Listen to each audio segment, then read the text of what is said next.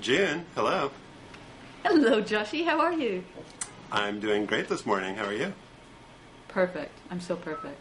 I should introduce us. I am the sports editor at Slate.com, and you are the esteemed foreign editor of Slate.com. Is that correct? I am the foreign editor. That is correct. And I love the Olympics. I would certainly hope, because that's what we are talking about today. Now, that's right. As I know very well, you have been watching the Olympics since you were a wee lass in Manchester. I was. It's true. It's true. And can you tell everyone about that experience? Indeed. I was an indoorsy type of child. And so every summer I would stay in and watch sports on television with my grandparents. And usually it was cricket or tennis and all those typical sports, but every 4 years it was a special treat. It was the Olympics.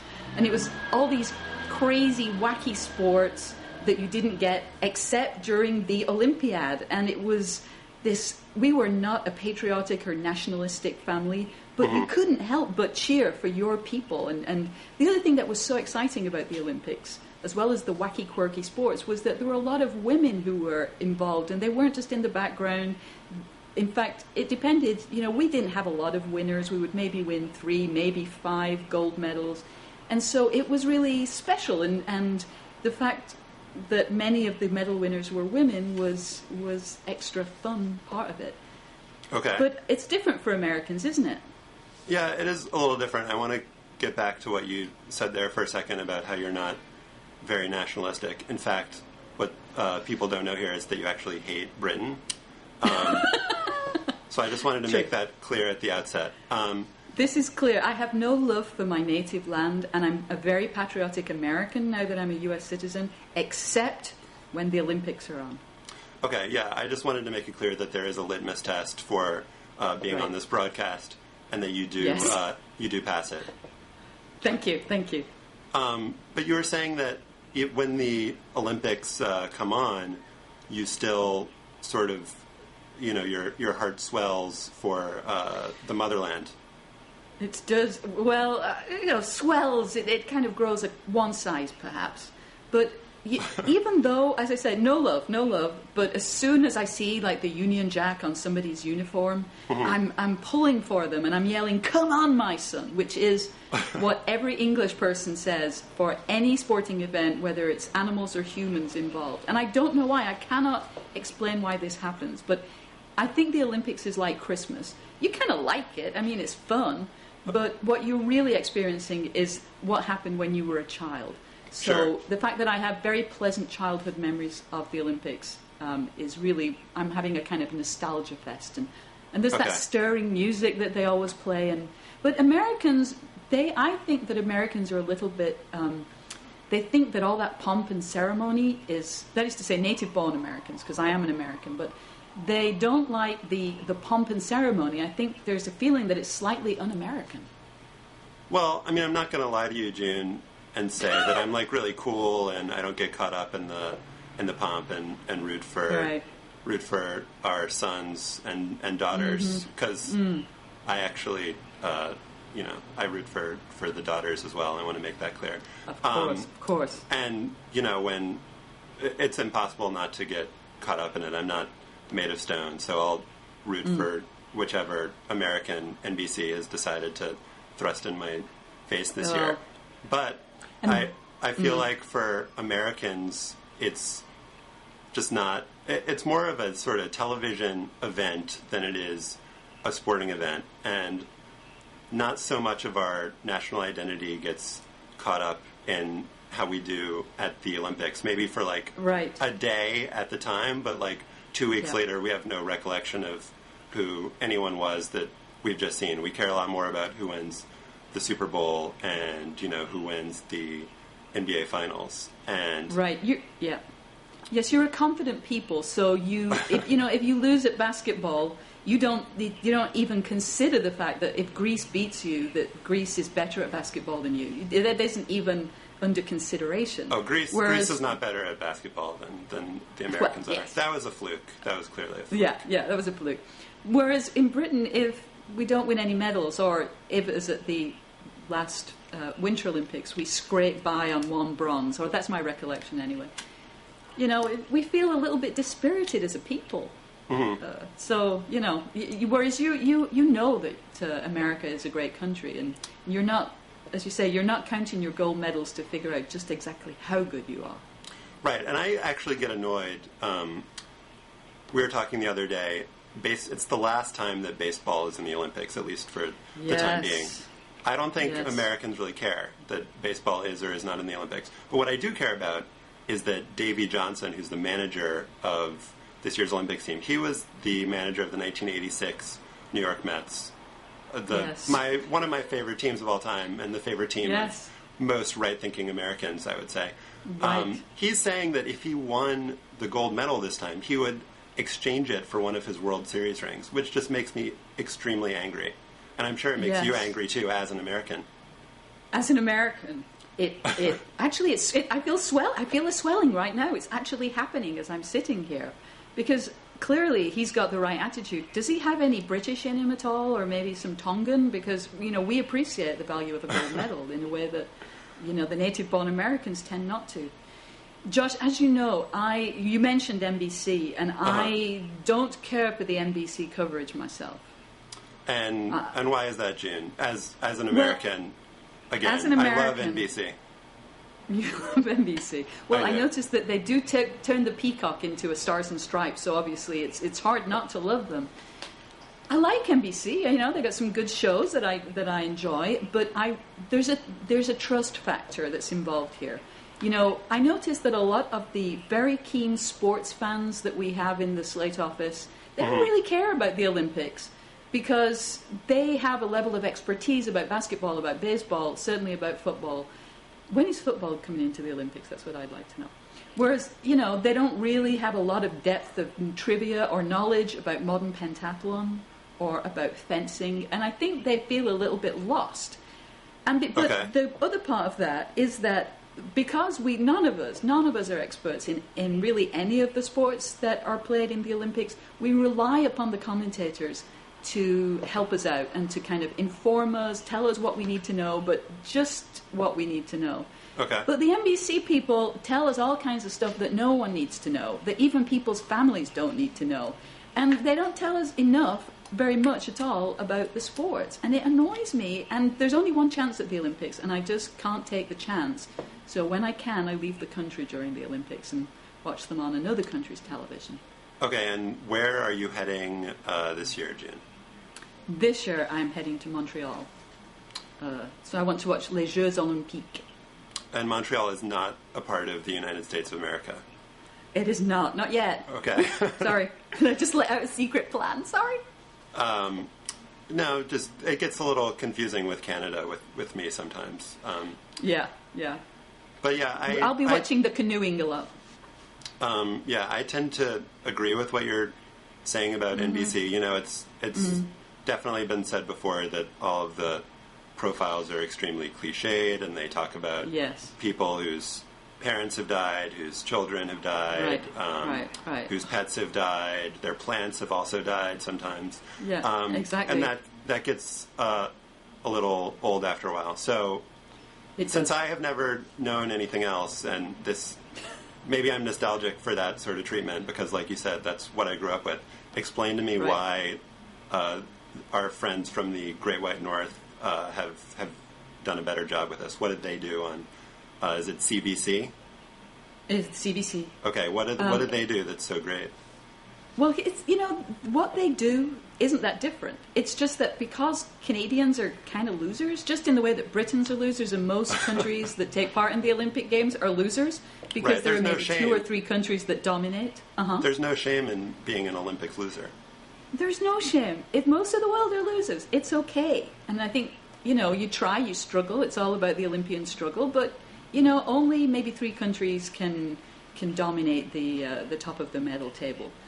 So because they maybe have 3 gold medals ahead of them, maybe 5, who knows, they may not be in the mainstream in the sort of the big sports. And so if it happens, as it has the last few Olympics, that they have a really good chance in the trampoline, they'll put a lot of time in the trampoline and they have good canoers, and so you see some canoeing. Now, not all of these sports will become your new favorite sport, but it's cool. That's what the Olympics are about, these new wacky sports that you don't get on TV all the time. Like, it's a special event. It's 2 weeks that's different. And so, but they also do cover the mainstream stuff. It's just they also cover other stuff.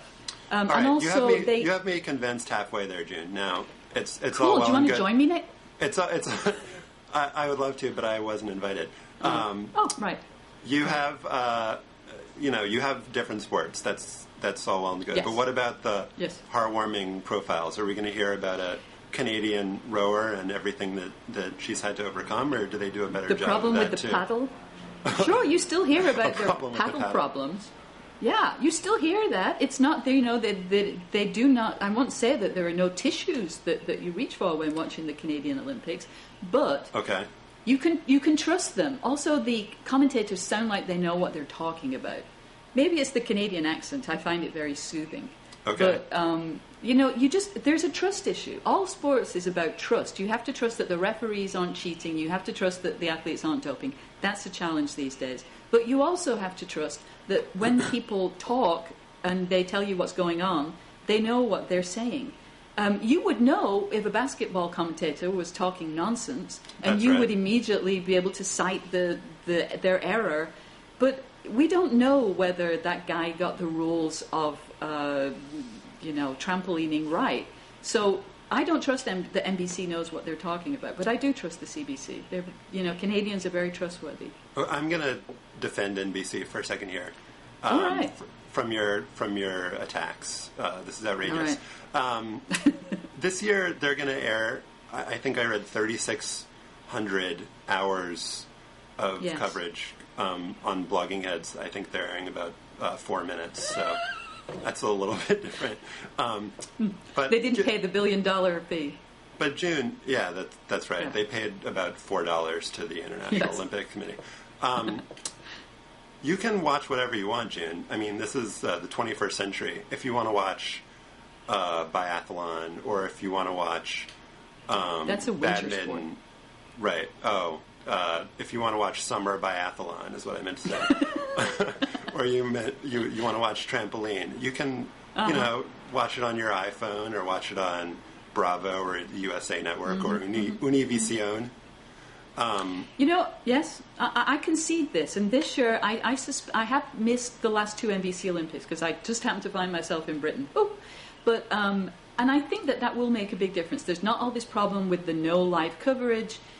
But, and so I think the second week of the Olympics, I will actually be trusting NBC to provide me with my coverage. But 2 things. I do think that a curated experience is good. I mean, how many hours are they showing? 1,300? Well, do you have 1,300 hours to watch the Olympics? I have maybe 8 hours a day. And I want to know that I'm... You only have 8 hours a day to watch the Olympics, Jen? I know. I have to sleep a little bit and go to the office. But Slate's foreign stories in the next 2 weeks are going to be extremely terrible. I hope a war doesn't break out. Please don't let there be any war. So I need a curated experience. And also, Josh, that in the last Olympics, I didn't see this myself, but I read it in the pages of Slate. A saber, America, the United States had an unexpected gold in saber. And the full saber contest had been shown on Bravo, but because there was going to be a gold medal, they turned it onto the flagship NBC station. But they couldn't show the whole thing because they had other the commitments. And so, in fact, because of all the different channels, people who had built up this interest in our gold-winning saber woman were thwarted. So it can be dangerous. No, that's a good point. You also have helped make the point that we don't remember who anybody is who's in the Olympics about 5 minutes after the competition's over. But that saber woman, I have no idea who she was, but she lost her moment in the sun, and we also lost the chance to sort of enjoy it along with her. I'm with you on that. But I think if your timeline's correct, you sort of bought out of the whole American Olympic experience after the 96 Atlanta Games. Is that right? No, You said you missed the last 2. I saw the Sydney Olympics in Seattle where, praise Allah, I could watch them on CBC and also just turn over to NBC if I wanted to kind of have the water cooler experience, because it is a shared experience too. So if you've been watching on another set of, coverage, that can be a little bit of a loss. Right. So it was Sydney was my last. Well, that makes for a fantastic transition to our next topic, which I believe is Dara Torres, the 41-year-old swimmer. And I think, although I'm probably wrong, that 2000 was also her last Olympics. And her first Olympic Games was 1984 in Los Angeles. Were you born then, Josh? I was 4 years old. So that was also my first Olympics because I boycotted in 1980. I supported our country. You supported the... Right on. You're so patriotic. I didn't know this about you. Yeah. So 84 was my first Olympics. If I'm... My math is correct, she was 17 and now she is 41. She is. It's a great story. She is a mother. She stopped competitive swimming for a while. She had her kid. Now she is back. She is going to be competing, I believe, in the 50-meter freestyle. And the 100-meter relays. Exactly, in Beijing. And what do you think about that? Do you think that mothers should not be allowed to compete in the Olympics? You read my mind, Josh. Okay. No, I'm very pro motherhood. It's one of the chief tenets of my philosophy, my life philosophy. But I don't think that motherhood's what people are mumbling about Dara Torres. There's a lot of speculation which she looks at. She faces head on about potential doping, because how could people say? How could a 41-year-old keep breaking records, keep beating young people? I mean, she's improved her time consistently. It's one of the mysteries to me, and I don't mean this with any... I'm not hinting at anything, but it always shocks me that in both what native-born Americans call track and field and in swimming, records are constantly being broken. I mean, how is the human body continuing to get faster, stronger, and all those things? But... That is a good question, and I think something that people are asking about her. Now, she has submitted to extra drug testing, extra blood testing. Yeah. She wants to make herself an open book. But there are a couple of things working against her, in my mind. Number one, she got a medical exemption to take these asthma medications that are otherwise... As do many athletes, right? Yeah. As do many, many athletes that are otherwise banned. She was diagnosed with asthma, I believe, at the age of 39 or 40, which I find a little suspicious. I would think that if you're Although the body does fall apart, Josh, I can attest to that. Well, her body is much, much better than it was when she was a youngster, as we've been talking about. But if you've been a competitive swimmer since you were, coming out of the womb, basically, you would think that you would have noticed if you had asthma a little bit before you were age 40.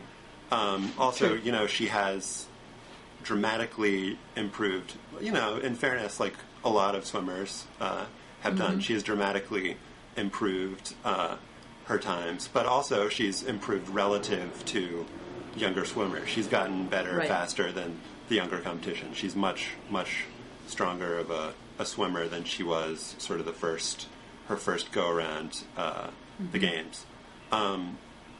So there's definitely been a debate about whether it's fair in her case and in the case of other athletes. Should we take an innocent until proven guilty stance, or should we assume, since we can sit here all day naming discredited former Olympic athletes as well as athletes on the Olympics. I mean, who's not competing this year? Marion Jones, Tim Montgomery, Justin Gatlin, Christy Gaines. I actually remember these people's names as opposed to other by the way. Olympians. Thank you. And there's also somebody like Amy Van Dyken, who was on the Balco list along with Marion Jones and Barry Bonds, who was a much decorated swimmer. So it's not like this sort of stuff hasn't happened in swimming before. Right. So, June, are you on the guilty the innocent until proven guilty side, or do you think that you just don't buy what she's selling? There's that feeling that I have that her case is so exaggerated that she may be that outlier. I mean, all Olympic athletes are outliers. They're doing things that normal people can't do. Right. And because it's such an exaggerated case, I actually feel I really, so every time the people take to the track, I kind of wonder if they're all doping. I mean, I basically have lost any trust in track and field, which is very sad, but there you go. But for what I think is really happening with Dara Torres is that she's become a handy person that we she's the one that we talk about. She's the one that we use to kind of, we may have suspicions about everybody, but partly because it's such an exaggerated, her age is so exaggerated. She's been talking about how she's going to take these extra tests. She's brought it up. She's the one that we're allowed to talk about this with. But I really don't trust any of them, frankly. And so that's extremely frank, June. Yeah, I know. I'm frank. I'm known for that. Known for frankness. I appreciate that frankness. But you wanted to name names, right? She's just so much older than any swimmer who's ever been in the Olympics. Okay. I think it's fair that she has. It's not just that she happens to be that she's a stand-in for all the athletes that we don't trust. I think it's fair to single her out, and I'm not saying that we should ban her from the games by any means, or that we should assume that she's guilty. But sort of healthy skepticism is certainly warranted here, I think. Right. And another, and I do see that child a lot, and I also remember that Marion Jones was a mother and apparently maybe stopped for a while, whatever she was doing, and had a baby, and that doesn't actually make people clean. You're saying that she gets a pass in the press because she's a mother? I just often see her holding her baby, and I feel like that's kind of like a big halo, as if to say, look, I'm a mom. Would I put things into my body? All I'm saying is that there have been examples before of people who have later been proved to be doping who were mothers, and so that is neither here nor there. Now, but what not only is the question doping, what about these swimsuits? I mean, swimming seems to be, there's technique, there's physical training, but the equipment, it's not like tennis where these new rackets have really made a huge difference. I mean, it's a swimsuit. Do you think that, putting on just covering your nakedness slightly differently could actually make a difference to your time? Is that for real? Yeah, I think the swimsuit is for real. It's just a matter of how much of a difference it makes compared to other things. Now, if people aren't aware of this, there's a suit made by Speedo called the Laser Racer, which is a skin-tight suit. June can't see this, but I'm actually wearing one right now. Me too! That's what's so spooky. Yeah, that's why I sound so sleek on the phone. There's some polyurethane in the suit that apparently makes it more hydrodynamic, and I don't have the exact numbers, but I think it's something like 47 of. I'm going to give like extremely precise sounding numbers, even though I don't have them. It's something like 47 of the last 51 world records that have been set in recent years or months have been set by athletes wearing the swimsuit, and there's this sort of arms race, and athletes who aren't sponsored by Speedo are getting exemptions so they can wear it, and it's just that this equipment is being hailed by swimmers as this huge change maker, huge difference maker. Yeah, and I totally buy that it makes a difference. Is that fair? Well, with the swimsuit, okay, like other people can get it, but there are all sorts of advantages that people have. Does China have an advantage because it has more people? Does, do countries that have, super secret, or not even necessarily secret, but, they have a lot of scientists, spend a lot of money on athletics or on sports. I don't know how I feel about this. It's all fair in Love and Olympics, right? Yeah, well, before we get on to that, I wanted to get back to... excuse me. Yeah, back to the question of swimming, because Gary Hall Jr., who has been on the U.S. Olympic team for a while now, he didn't make it this time, made a really interesting comment last month where he pointed out that when the East German women were setting all these records in the 70s, it was credited to the swimsuits that they were wearing, the latex suits. And there's a story in Sports Illustrated about it, where the American coach, when confronted by these muscled, East German women, said, it obviously has to be one thing that's helping them set these records. It's the swimsuits. And the obvious, Gary Hall's insinuation there is that the suits are helping to disguise the fact that maybe there is a doping problem in swimming, and it's a sort of, like you said, that the child is a halo that prevents people from criticizing or looking closer at people. Maybe the suits are the same way. So maybe the suits do make a difference, and maybe there's also some doping that we're not thinking about as much. Yeah, I mean, speaking, not to change the subject too abruptly, but the East German women really haunt me. I mean, that was kind of the heyday, like Montreal, which was when they really made the big leap. That was kind of my best Olympics. That's the one I remember most clearly, the one that I watched most closely, even though I was very young. And extremely young. It was extremely young, but it was very clear, not only in the swimming, actually a little less so, but on the track, these German women, other people from the Eastern Bloc. I remember a Czech runner. And it's very sad because in a totalitarian state, there's the athletes don't have agency. I mean, I'm all, as someone who's never, this is going to come as a surprise to everyone, but I've never been particularly athletic. And I have a hard time just understanding how people can drive themselves so hard, where they become so devoted and sacrifice so much. And it is hard work, I know. I mean, that sounds dismissive, but they sacrifice everything. But they have a choice. If you live in a free country, you have a choice about the matter, I think. Obviously, there's parental pressure, all of that stuff, but basically, you have agency. In a totalitarian state, you don't. Those East German women actually seemed convincing that they didn't know what they were taking, but I think that was because they just did what they were told. That was their life. Right, it's almost irrelevant if they knew or they didn't know. Yeah, exactly. They had no choice, and even if they knew it, I'm sure when their bodies were changing that way, they knew something was going on. But what could they do? There would be very consequences that we can't imagine. But China is kind of the same. China is a totalitarian country where citizens do not have agency. We were talking about our reaction to these stories that have been appearing in the paper about the way that Chinese athletes... Sorry, my cat just exploded at someone. Okay. The way that... The way that Chinese athletes are pushed beyond sensible physical boundaries.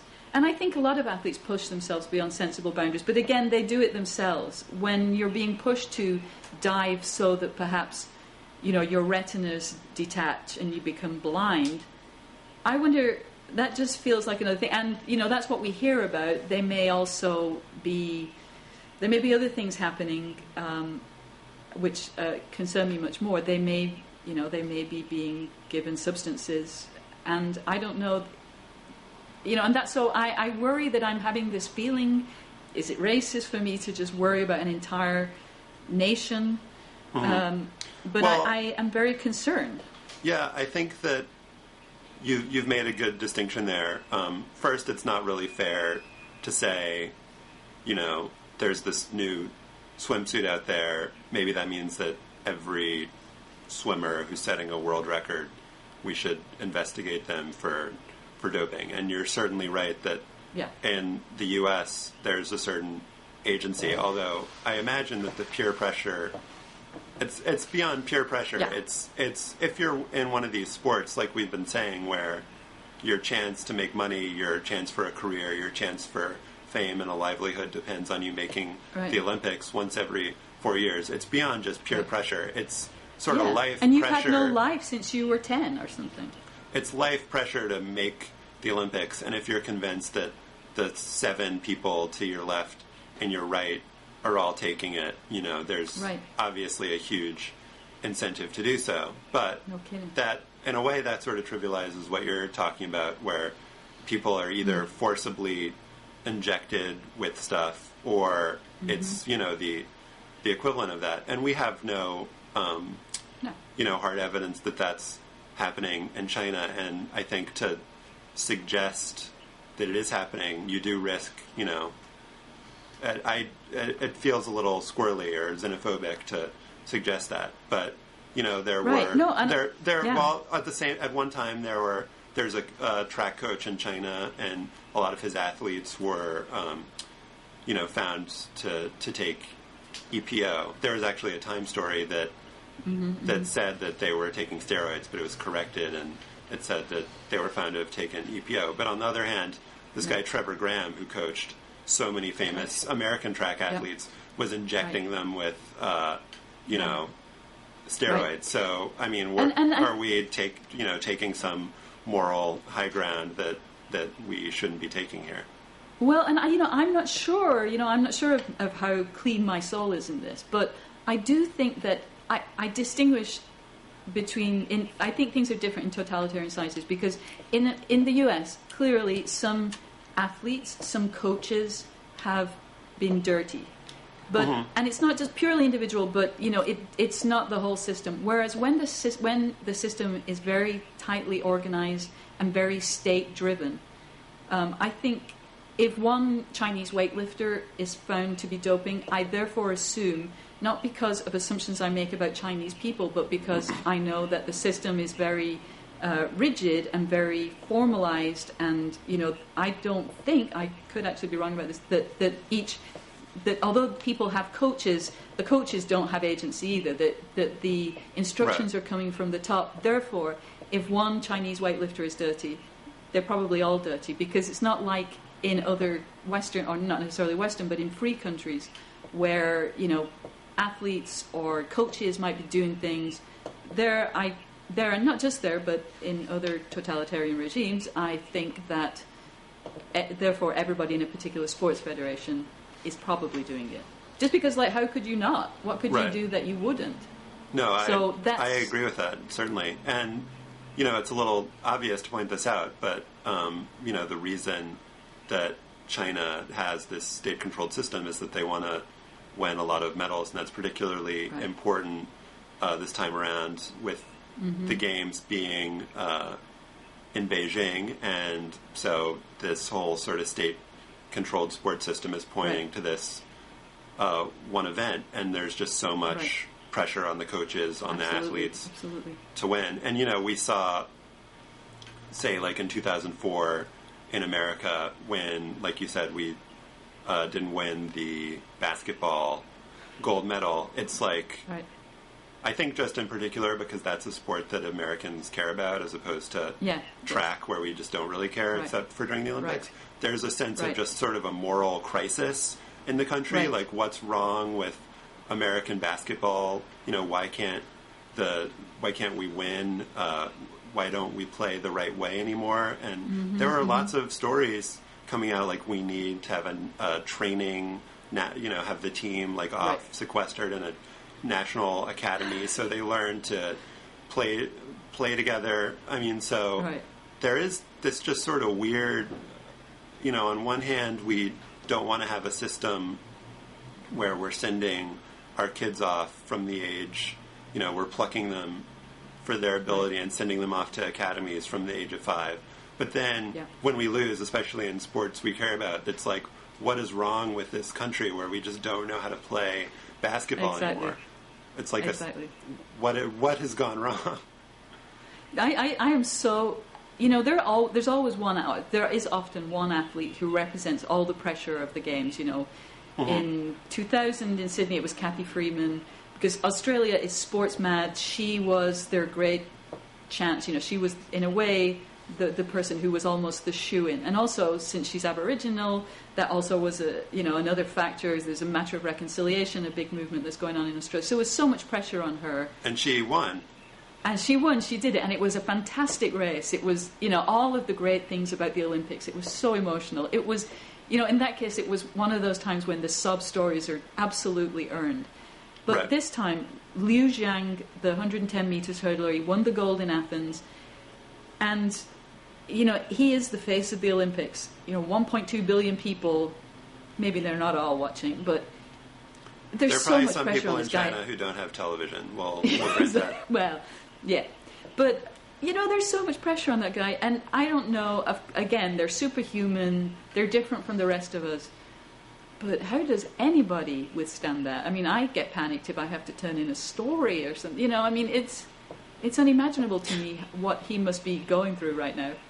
There are about 1.200 people waiting to see if you turn in a story, so that's comparable pressure. But I think you've sort of put your finger on why the games are so transfixing, right? Because we kind of, if not necessarily revel, we watch because of the pressure that's on these people, that's on Kathy Freeman, that's on Liu Xiang, and that's what makes it such compelling television. And the fact that you empathize with this guy. His coach was just saying that if he doesn't win the hurdles in Beijing, then the rest of his titles are meaningless. It's like a line from a movie, like from Rocky IV. Exactly. It's like the Chinese equivalent of "I must break you" or something. It's, I mean, so that race is I'm gonna want to watch that race, but at the same time, like you're saying, it's just incredibly screwed up. That's the reason that we turn in. I don't think that people watch because they want to see these folks fail. We don't watch because no. And sometimes, I don't know, you're a much nicer person than me, but there are sometimes athletes who tick me off. I don't really care for them, and I somehow, thinking that I'm a darker person than I am, I feel that I will enjoy if they don't win. And last time that happened, and I felt really miserable, and I surprised myself in that. But it's horrible when they fail. It hurt me, even though I didn't even care for that particular athlete. Mm-hmm. You're right, that's exactly what's special about the Olympics, is that we do care.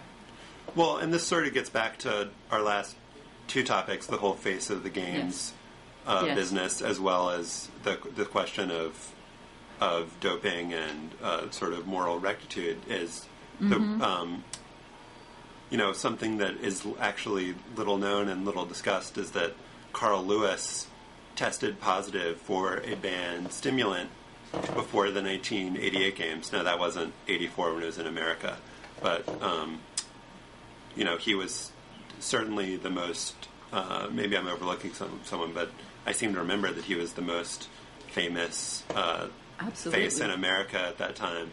And USA Track and Field, U.S. Olympic Committee, essentially hid that result, and they allowed him.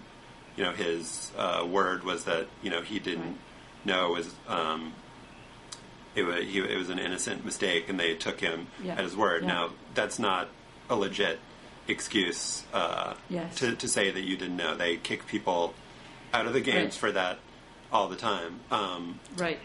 But it's just a sort of a remarkable thing. I don't necessarily know where I'm going with this, but just the fact that happened, and that was the same Olympics where Ben Johnson got kicked out for taking steroids, and that's actually probably my first big memory from the Olympics is hearing that Ben Johnson had gotten kicked out, and sort of feeling like, as an American, maybe I had been cheated because Carl Lewis deserved to win, and Ben Johnson had gotten that moment. And so maybe the bigger point I'm trying to make here is that there's the sense that what we're watching, these great moments, maybe like a week from now or 10 years from now, it's all going to be erased from the record books, sort of like it never happened. There's so many great moments from the last Olympics that have later been proven to be fraudulent, right?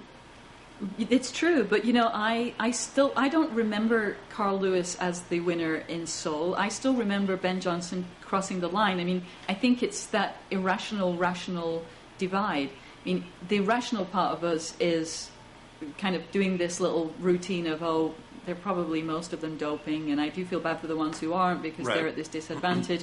I know that they're all working really hard anyway, and so I know that I've got that little dialogue going on, but at the same time, you get swept up in it, and you see these races and the struggles and the kind of, the fight for the finish line, and you hear the anthem, and that's what you remember. You remember that emotional kind of, high.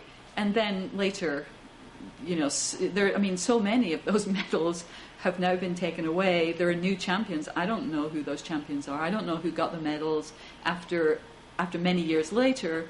Right. The women's relay team was disqualified. I don't even know who the champion is.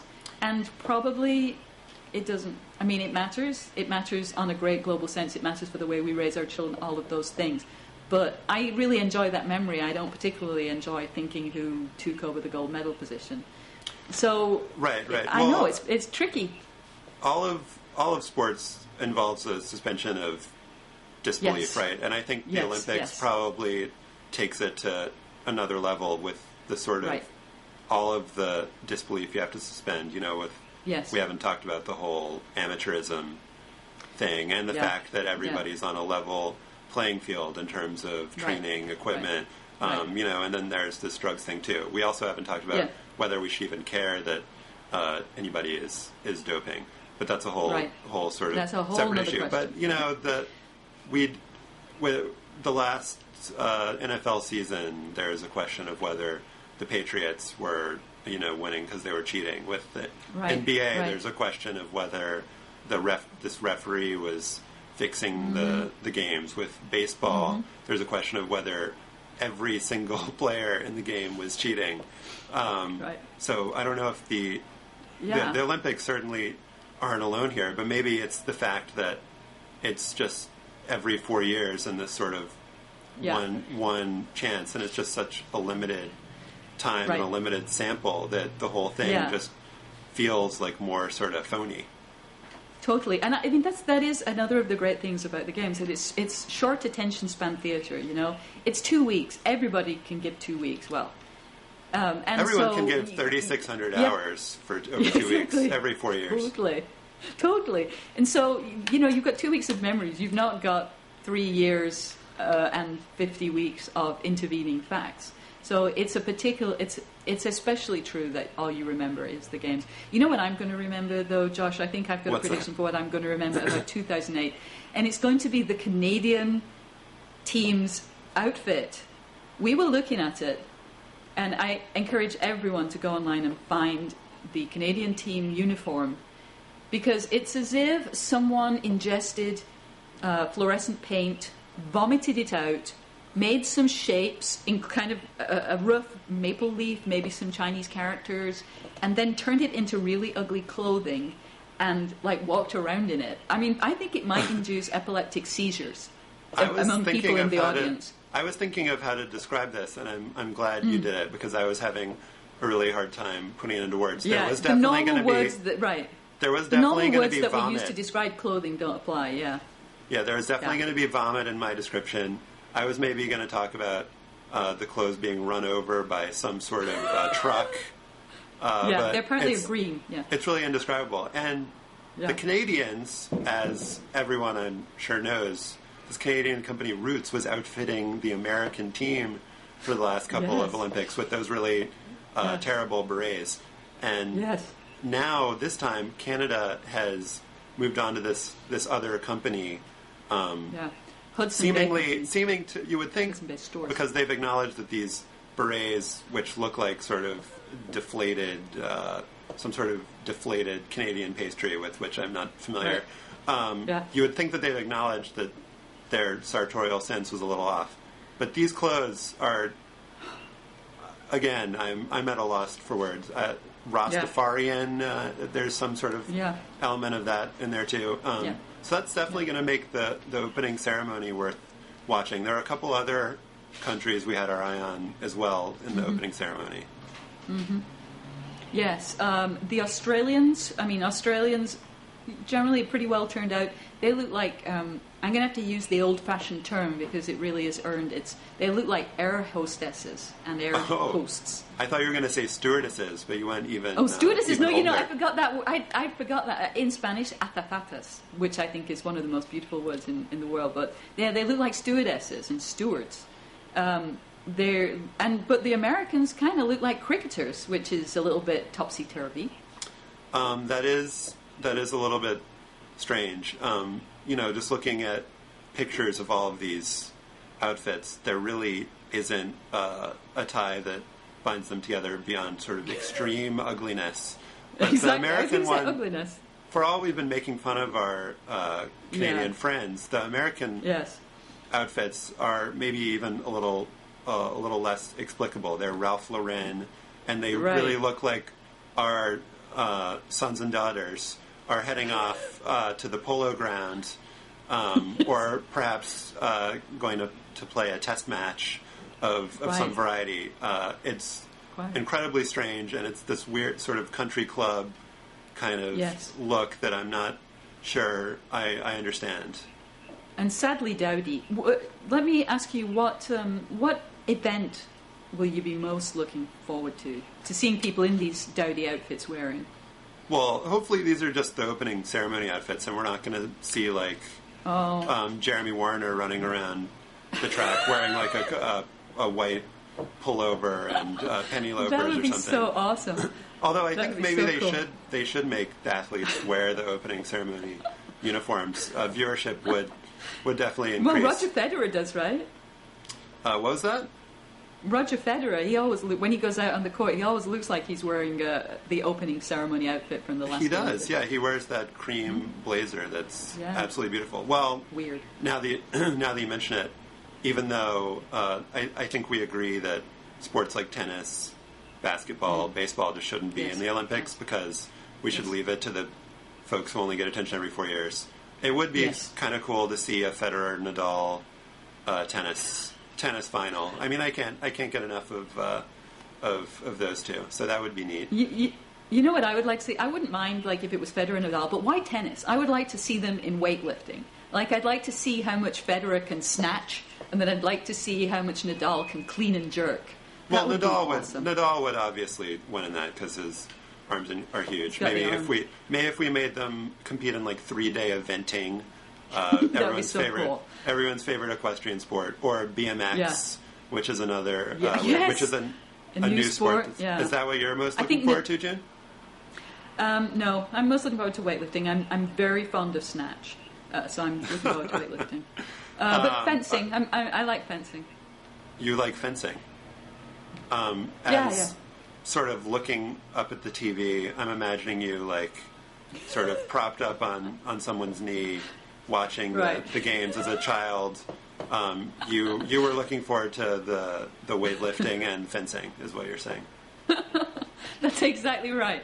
But you know what I really love too is how, because again, we're all experts, right? We all watch it for one day every 4 years and we become experts. And not only do I watch the fencing, but I make comments about their appalling form as if I know even what their equipment is called or what even they're trying to do. But I don't let that stop me from really coaching them, you know? It's the great arrogance of the viewer in the face of these fantastic athletes is always shocking. We are all NBC, I think. That's why I hate them, because I hate myself. When we're on the couch. Yes. Any particular Brits that we're on the lookout for this year? There's always at least maybe 0 or 1 athlete that the Brits have their hopes up for each 4 years. Yeah, I mean, I think it's unclear if our Paula is going to go again this year, or maybe it's already set that she's not. But the last year, that was such a horror show. The Paula Radcliffe marathon. It was just, and I actually was in Britain at the time, and it was the coverage. I mean, it was. Explain to everyone what the significance of Paula Radcliffe to your people. Paula Radcliffe has been she always had good form as a distance runner. She was a 10,000 meter runner, and then she decided to move up to the marathon. And she won. Did she win the New York Marathon? Or the London Marathon? She won a pre-Olympic marathon, and everybody was very excited. It was she was the one with all the pressure. She was the one that was going to save British pride, and in Britain they put so much pressure on people. They talk in this way just constantly. And so the day of the marathon came, and she starts, and she broke down physically, and it was every step it was very clear that she was in excruciating pain. So this is like the opposite of the Kathy Freeman moment. This is what can happen when the pressure. Exactly. I don't know if the pressure got to her. She just something else happened, but it must have been pretty miserable to watch. Yeah, she had some physical problems, but I won't go into. But and it was so painful. So I can understand if she's choosing even to suggest that she might not go. I don't know the details, but apparently there's a 14-year-old boy who's a diver, who is dubbed Little Brother for some reason. I'm not sure why. Tom Daley, I think his name is. Yeah, and exactly. he's being tipped as the face of the 2012 London Games, which it's a little bit sad that the Brits are counting on a 14-year-old boy to carry the country to stardom. And I'm going to be in Canada, and there's also a Canadian diver who also started as a very young boy and won and did very well. And by now he's an elder statesman, and so I think I'm actually blanking on his name. Alexandre is his first name. He's Québécois, I think. So I'm sure I'll be watching quite a bit of diving and trampolining and all the sports that Canadians are traditionally excel at. Well, exactly lots of rowing. Back to the top of the medal table for a second. There's been some speculation that the Chinese are going to win the medal count this time, beat the United States. As an American, do you feel like your fellow countrymen, our fellow countrymen, will this kill us psychologically if this happens? I don't. I think there are enough people that are very blasé about the Olympics that they won't take it to heart. I think. I could be wrong. I think if they top the medal table and America has more golds, or China tops the medal table and America wins the more prestige sports. If China tops the table by winning a lot of weight divisions in Taekwondo, or by winning all the different categories of shooting or archery, like if they do it in it's a very canny way, and I give them credit for that, but if they do it that way rather than the sports that people actually watch, but I know that they have lots of really good chances in very high profile sports, so that's by no means a shoo-in, but I think also if the US doesn't win gold in men's basketball, that could be a problem. I agree with you. If China wins by racking up the women's weightlifting and diving medals, I don't think it'll be a huge. I think Fareed Zakaria will care about it. I don't think that that most American fans will necessarily care that much. Yeah, I think that's about all I've got to say, June. Right. Okay. Well, the second week I'll be home. Come on by, and we can yell, "Come on, my son!" for some American athletes.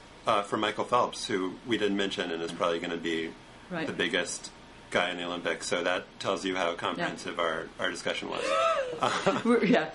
We're all in. All right, Jane. Thank you very much. It was fun. I love talking to you. Bye. All right. Take care. Bye. You too. Bye.